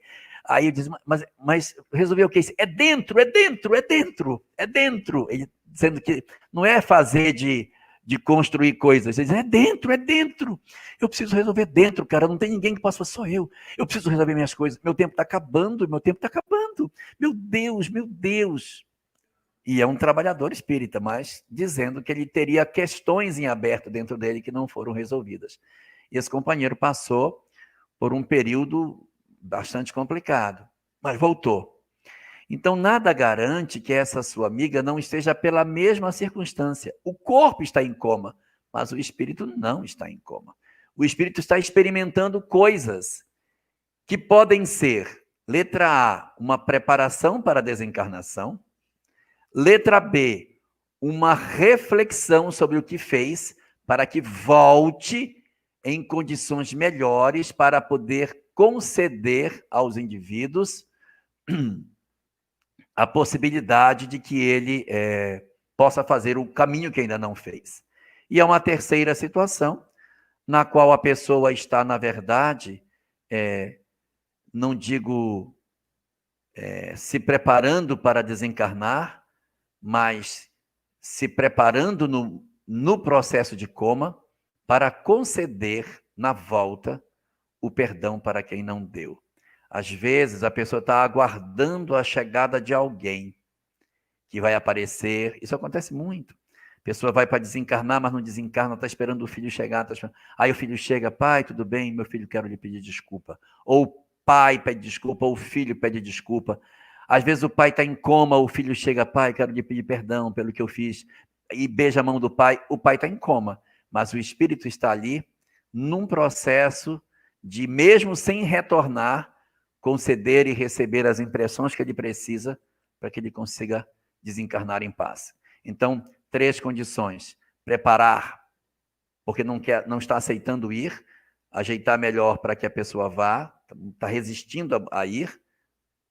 Segundo, está lá para poder voltar e fazer uma nova história. Terceiro, está lá para não voltar, mas encontrar alguém que, mesmo não voltando, vai ser um momento de reflexão, de pedir, conceder perdão, tudo, e as pessoas poderem fazer uma nova história. Vamos aguardar o que Deus reserva para a sua amiga. Jorge, o Afonso de Campinas, São Paulo, pergunta: como sabemos a verdadeira vida é no plano espiritual? Mas se existem planetas puros, para quem eles são se nossa verdadeira vida é no plano espiritual e não no material? Afonso de Campinas. Afonso, nós muito pouco sabemos sobre o que é, na verdade, um mundo celestial. Sabemos que os espíritos que estão lá são espíritos extremamente elevados. Sabemos que os corpos lá são profundamente diáfanos. Então, se são diáfanos, não existe apagamento de memória. Então, é uma encarnação muito sutil. E não sabemos o tempo que leva uma encarnação lá. Porque já que não existe a necessidade de refazer os caminhos e as desencarnações que a gente passa para recomeçar uma história, quem sabe as encarnações não durem milhares de anos. Os espíritos estejam plenamente conscientes, num processo que é encarnatório, mas que ao mesmo tempo dá uma liberdade quase que total para o espírito. Nós não sabemos quase nada sobre os mundos celestiais. Dos mundos ditosos, a gente já sabe pouco, dos celestiais, então, menos ainda.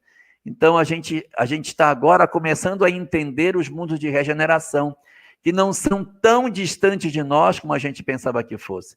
Estamos descobrindo aquilo que Kardec já falava, que os mundos são em tudo semelhantes aos da Terra. O que muda é a disposição do espírito em querer mudar. Essa é a grande mudança de provas e expiações para o mundo de regeneração. Os corpos são iguais. O que muda não é o hardware, é o software. Então, nós estamos começando a entender os mundos de regeneração. Os mundos ditosos, a gente tem pouca informação. E os celestiais, muito menos ainda. Mas você tem razão. Se a vida verdadeira é a do mundo espiritual, para que um espírito tão elevado vai encarnar? Essa é uma pergunta que a gente vai precisar evoluir mais para encontrar a resposta. Mas, com certeza, lá, os propósitos não são os mesmos de cá. As coletividades de espírito devem se reunir, não por um interesse de construir uma sociedade para eles, mas esses mundos celestiais, muitamente, são comunidades a serviço de outros planetas, para que eles progridam, e essas coletividades reunidas promovem o socorro a outros mundos, tendo essa diáfana ligação com os mundos aos quais eles pertencem, que constitui, portanto, uma coletividade que encarna, por assim dizer, em corpos, mas que são extremamente sutis. O nosso ouvinte Alamir, lá em Campos do Goitacazes, no Rio de Janeiro, pergunta: a reencarnação compulsória consta da doutrina? Ela consta na literatura espírita, porque doutrina espírita é a obra de Allan Kardec. Por quê? Porque foi Kardec que disse: o que está contido aqui nós vamos chamar de espiritismo. Então, nós não chamamos de doutrina espírita a literatura que veio após Kardec. Essa literatura que veio depois, nós dizemos que são obras subsidiárias. Houve um período em que o movimento espírita chamou essas obras de obras complementares. Depois esse termo foi mudado. Porque se elas fossem complementares, elas vinham complementar uma coisa que estava incompleta. Então mudou-se o termo para obras subsidiárias. Elas dão subsídio para o entendimento da obra básica, que é a verdadeira doutrina espírita.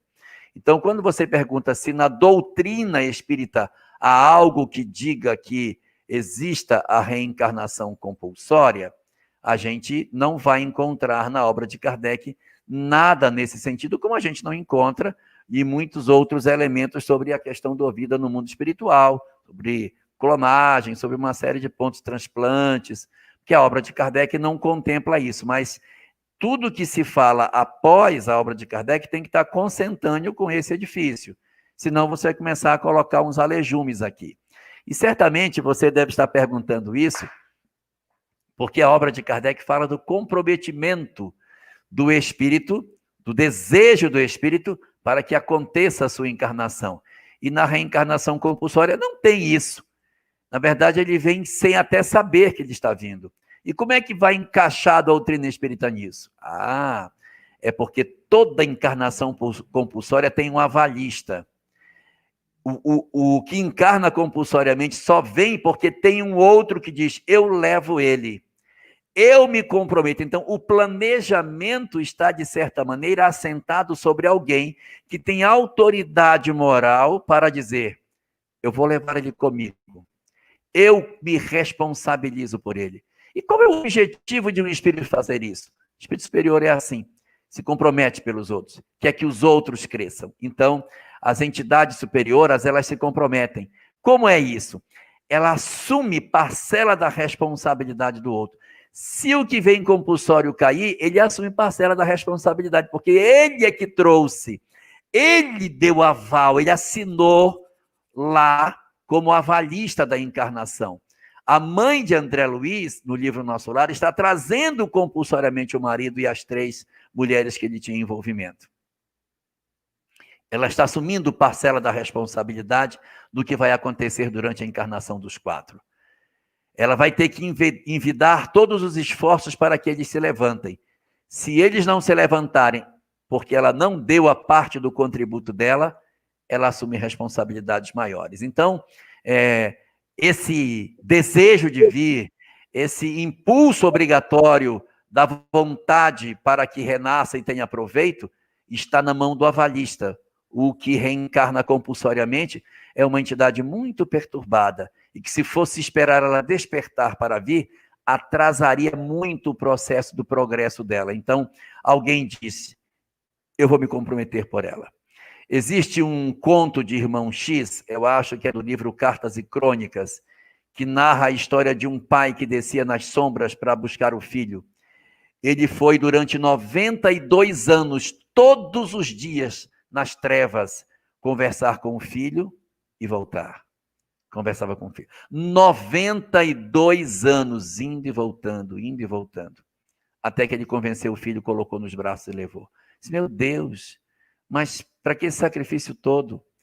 Aí dizem os mentores, se ele não tivesse feito isso, talvez ele demorasse 92 séculos para sair de onde estava. Então, quando um espírito intercede por outro, ele está se comprometendo e ele assume parcela de responsabilidade. Ele vai acelerar o progresso do outro? Sim, pode acelerar. Mas se o outro cair, ele assume parcela de responsabilidade da queda que o companheiro cometeu. Ei, Jorge, mas tem pergunta aqui, viu? Mas nós vamos fazer a última hoje, tá, gente? Mas a gente tenta semana que vem continuar, recuperar suas perguntas. Se você não teve a sua pergunta colocada hoje, semana que vem você tenta novamente. São várias perguntas que estão chegando de vários pontos e a gente vai fazendo assim uma seleção rápida. Mas eu queria que o Jorge comentasse essa aqui que eu vou colocar na tela, a Maria Doroteia. Como fica o espírito de uma mãe que dá à luz e logo em seguida ela vem a falecer? Essa pode ser a prova do espírito filho. Então, de repente, você tem alguns espíritos que precisam passar pela prova da perda da maternidade. O meu pai perdeu a mãe com 23 dias de nascido. Ele é fruto dessa experiência. Ele foi criado pelo pai dele e pela irmã mais velha. Então, essas são circunstâncias que alguns espíritos atravessam para desenvolver determinados sentimentos. A perda da mãe, a perda daquela relação materna. Outros substituem, mas a lacuna da figura materna fica faltando dentro do indivíduo. E aí ele cresce, mas ele fica muito mais sensível para a questão da paternidade, da maternidade, que desenvolve nele o sentimento de família. Então, alguns espíritos que passam pela experiência da perda da maternidade ficam muito sensíveis a essa questão da mãe que está ausente. E é a prova que o espírito tem, e às vezes é o elemento-chave para desenvolver nele uma sensibilidade que ele não teria se a figura materna o acompanhasse durante toda a existência. Então, prova para o filho. Mas você pergunta como fica a mãe, não perguntou como fica o filho. Como fica a mãe? A depender da circunstância, ela pode ficar bem ou mal, porque se for um espírito missionário que entende que aquilo é um processo natural, ela se desprende e entrega o filho para as grandes provas e fica na condição de mentora, acompanhando a existência do filho, dando o suporte que ele precisar, porque fica vinculada à alma que reencarnou. Se for uma alma que não tenha muita grandeza, ela desencarna sem entender certamente o que aconteceu e pode até nem ter vínculos mais com a Terra, se desliga e vai viver uma experiência, por exemplo, uma pessoa que é muito primitiva, desencarnou, perdeu, desvinculou, não está ligado ao filho, não tem o sentimento de maternidade, desvincula e pronto. E pode ter a situação das mães que ficam dentro de casa, desesperadas, quem vai cuidar dos meus filhos? Isso pode acontecer com os recém-nascidos e com os filhos já crescidos. Entidades que são mães dedicadas e que desencarnam, é frequente elas permanecerem por um tempo junto aos filhos, sem querer ir para o mundo espiritual, os filhos já adultos, elas dizem, mas quem vai cuidar das minhas crianças? Os meus filhos vão ficar sozinhos, sou eu que sou a mãe deles, eu não posso ir embora. E aí você tem que ter todo um trabalho de convencimento para mostrar para ela que ela também precisa crescer e que tem outros esperando por ela, que ela fica muito fixada nos filhos e esquece os outros parentes, a sua própria mãe, seu próprio pai, seus irmãos, marido que já desencarnou, que estão aguardando por ela numa nova etapa. Fechou-se um ciclo, abre-se outro.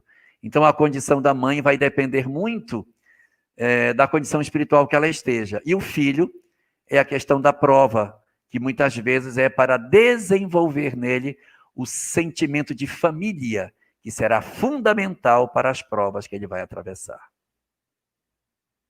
Muito bem. Jorge, antes da gente encerrar, para você fazer aquela fala final e a prece, a gente semana passada fez um registro, né, um pedido de prece para Maria Júlia. Pois é, e aí eu recebi durante a semana um recadinho de que ela saiu do hospital, estava em casa, recuperando, e foi muito bacana, né? Que Deus continue abençoando a nossa irmã que colocou a informação para a gente, e é isso. Jorge, é com você. Então vamos orar. Vamos refletir um pouquinho sobre os nossos assuntos de hoje. A gente teve muitos temas sobre família, muitas questões relacionadas a dramas familiares. E é isso mesmo, sabe? A gente às vezes quer conhecer um espiritismo para coisas grandiosas, como se o espiritismo fosse para fazer grandes obras, para que a gente se tornasse espíritos luminosos. Nem tanto assim. Às vezes o espiritismo veio para ser a chave da porta dos nossos corações, para que a gente consiga viver melhor com aqueles que Deus colocou dentro de casa. Nós temos muito a fazer. O ambiente das nossas famílias é um ambiente extremamente importante para nós. E o conhecimento espírita é a luz maior que a gente poderia receber para balizar as nossas vidas nessa direção. Benditos sejamos todos nós que descobrimos no Espiritismo não um instrumento para os nossos cérebros, nem apenas uma coisa para as nossas mãos, mas um tesouro para o nosso coração. Que essa mensagem transforme as nossas vidas. E não é a nossa vida lá fora, a nossa vida social. Não, transforma a nossa vida no miudinho, naquilo que é pequenininho, dentro de casa. Eu desconheço um espírito que chegou no mundo espiritual e diz, gente, eu errei porque eu amei muito, devia ter amado menos. Não tem. Então não percamos a oportunidade e nos entreguemos àquilo que a gente sabe que tem que ser feito. Ninguém de nós aqui ignora o que tem que ser feito. Todo mundo sabe o que tem que ser feito. Então se entregue, faça o que tem que ser feito. Ninguém erra por amar. Vamos fazer o que a gente puder para que as nossas famílias consigam ser iluminadas pelo pensamento que o Espiritismo pode nos conceder. Vamos orar?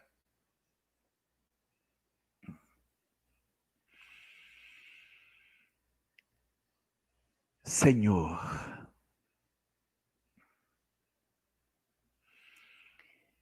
que nos honraste a atual existência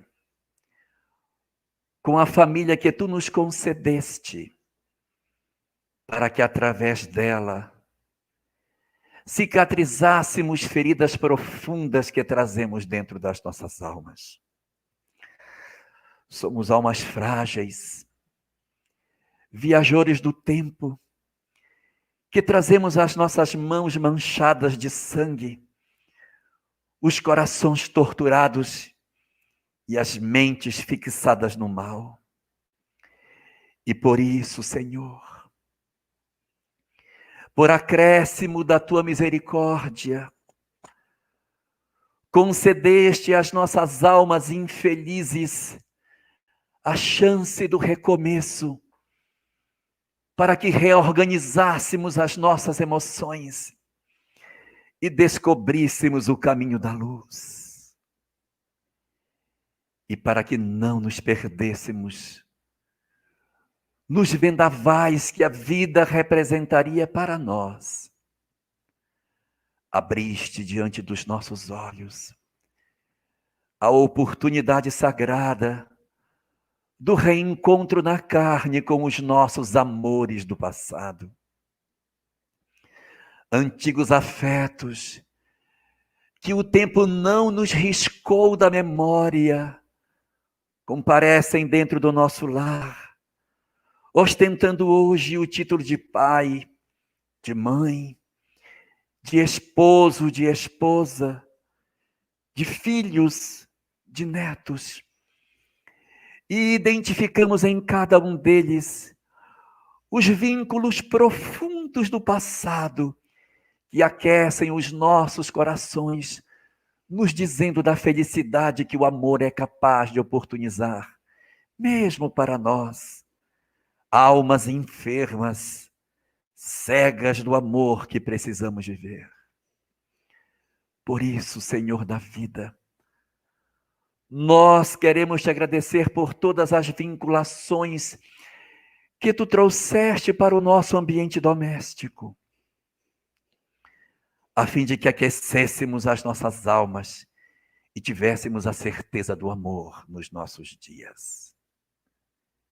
Mas, nesta noite que tu nos concedes, para refletir sobre as verdades do Espírito, deixa-nos agradecer-te também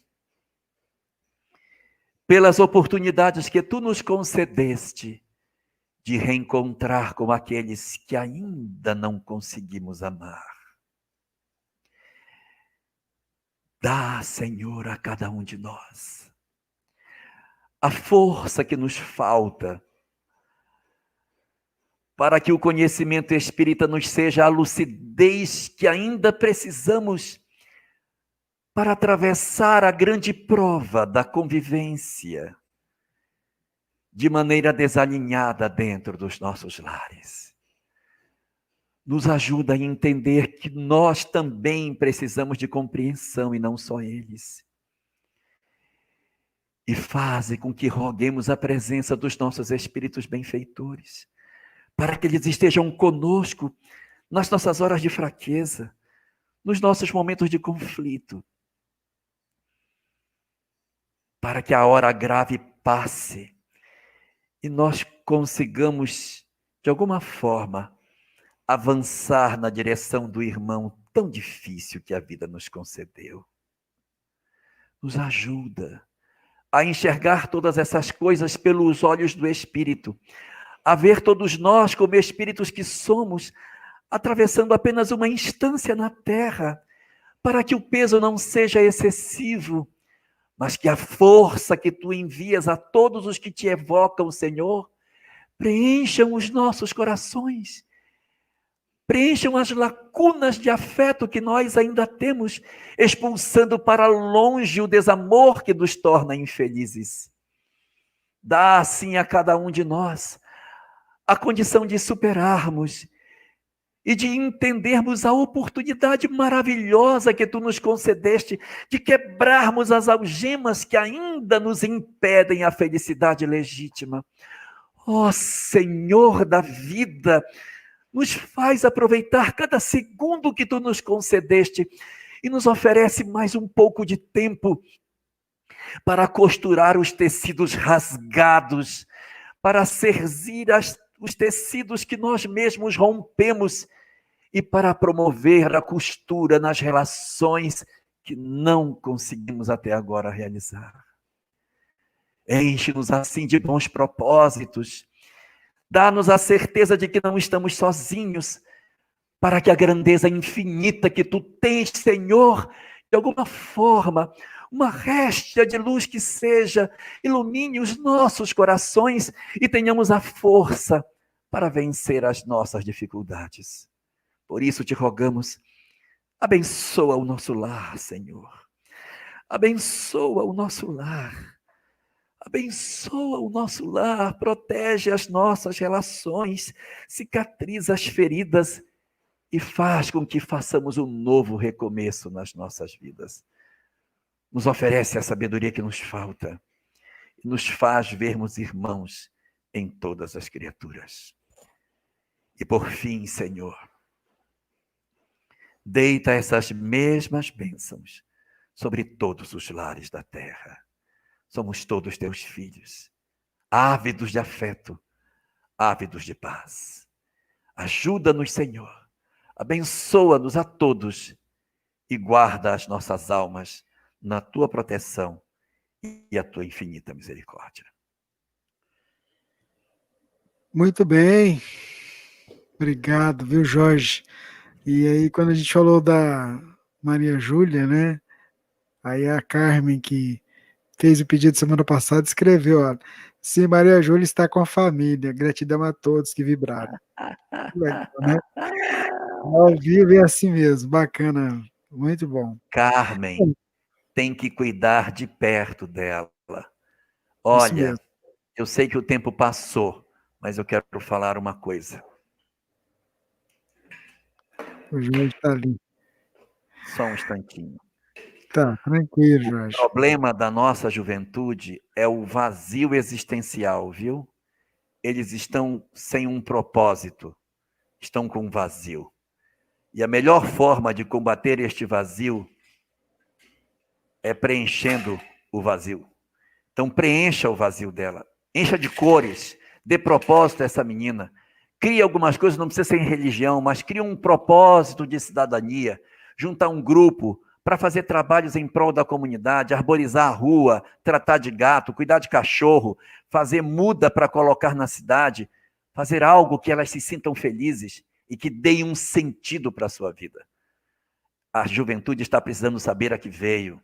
Então, nós que somos os mais adultos do que eles, temos que criar o que fazer para que eles se sintam tão importantes no planeta, para que eles digam, nossa, eu sou capaz de mudar o cenário em que eu vivo. Pensem nisso, juntar a juventude do bairro, do condomínio, da rua, para fazer um trabalho em prol da própria rua. Eles vão se sentir tão felizes. Eles precisam de protagonismo para quebrar esse marasmo do vazio existencial que o materialismo colocou no coração de todos eles. Muito bem, antes da gente encerrar aqui, Divina, me dá um abraço pro pessoal aqui. A Divina está ali nos bastidores, cuidando de observar, junto com os amigos das redes sociais. Seu boa noite, seu abraço pro povo. Então, que bom, né, poder ouvir o Jorge, aprender tanto com o nosso querido irmão, que desprende deste tempo maravilhoso, né, para todos que acompanharam esse momento. Foi muito aprendizado, viu, Jorge? E quando a gente vê um depoimento desse, né, de agradecimento de alguém que conseguiu vencer, né, isso que atormenta a tantas famílias, né, os olhos da gente se enchem de lágrima, o coração da gente acelera e vê da importância, né, deste trabalho, da soma de esforços de tantos que puderam colaborar, né, para que esse momento chegasse em tantos lares, tá? A nossa gratidão a você, Jorge, tá? Tenho certeza que Jesus, nossa Mãe Maria Santíssima, te envolve neste momento. E a todos os nossos irmãos que puderam acompanhar este momento tão importante. O Rubens fica falando que eu sou uma manteiga derretida. Ai, obrigada, viu, gente? Obrigada, meu abraço fraterno a todos vocês. Nós amamos muito, muito, muito mesmo, tá? Fiquem todos com Jesus, com a nossa Mãe Maria Santíssima. Até semana que vem, seu Jorge Alahá. Tchau, tchau, gente. Fique com Deus. Um abraço. Obrigado aos parceiros, a FEB TV, a Rai TV, a TV7, a TV Secal e os nossos queridos amigos da Web Rádio Amigo Espiritual. Semana que vem, a gente está de volta, se Deus quiser, para quase 2 horas de live, de pergunta e resposta com o Jorge Alahá. Até o dia que eu criar coragem de fazer o Corujão. Eu que dei a ideia, né? É eu que tenho que criar coragem. Tchau, gente. Fique com Deus. Um abraço. Muita paz. Esteja sempre em contato com o bem. No site e no aplicativo da Web Rádio Fraternidade, você encontra orações diárias, palestras e estudos que te sintonizarão com os ensinos do Cristo. Para acessá-los, basta entrar no site www.radiofraternidade.com.br ou baixar o aplicativo da Rádio Fraternidade. Neles, você pode ouvir a rádio em tempo real ou acessar o nosso acervo, Web Rádio Fraternidade, a emissora do bem na internet.